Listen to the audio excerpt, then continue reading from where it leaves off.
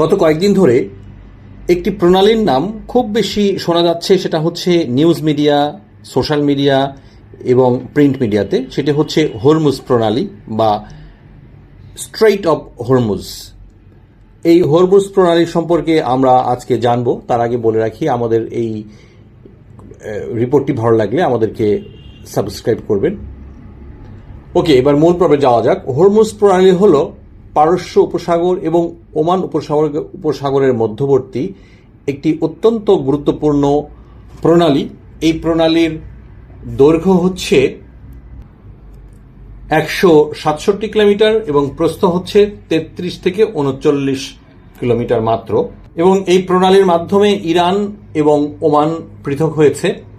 এটি বিশ্বের প্রধান তেল পরিবহন রুট, যার মাধ্যমে বিশ্বের 20%-এরও বেশি তেল পরিবহন করা হয়। এই প্রণালীর মাধ্যমে বিশ্বের অন্যান্য দেশে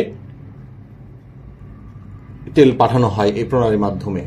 এই প্রণালী কেন এত গুরুত্বপূর্ণ? কারণ হচ্ছে এটি ইরান ও আরব উপদ্বীপের মধ্যে অবস্থিত একটি কৌশলগত সামুদ্রিক পথ। এই প্রণালীর উত্তর উপকূলে ইরান এবং দক্ষিণ উপকূলে ওমান ও সংযুক্ত আরব আমিরাত অবস্থিত। এটি পারস্য উপসাগরকে ওমান উপসাগর ও আরব মহাসাগরের সঙ্গে সংযুক্ত করেছে।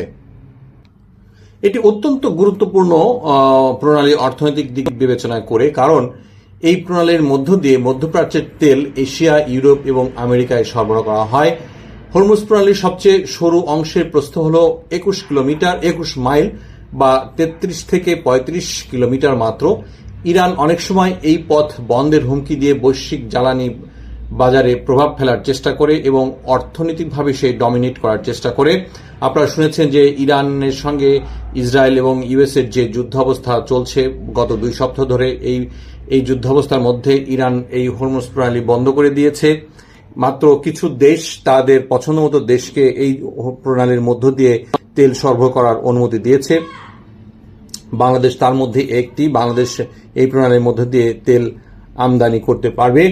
আরেকটা বিষয় হচ্ছে, এই এলাকার অধিকাংশ পথ ইরানের জলসীমার খুব কাছাকাছি হওয়ায় ইরান একে নিজের কৌশলগত শক্তি হিসাবে ব্যবহার করে। সুতরাং আপনারা জানলেন যে হরমুজ প্রণালী কি এবং এটা কোথায় অবস্থিত। ইন ফিউচারে আমরা এই সম্পর্কে আরো বিস্তারিত জানাবো। ধন্যবাদ।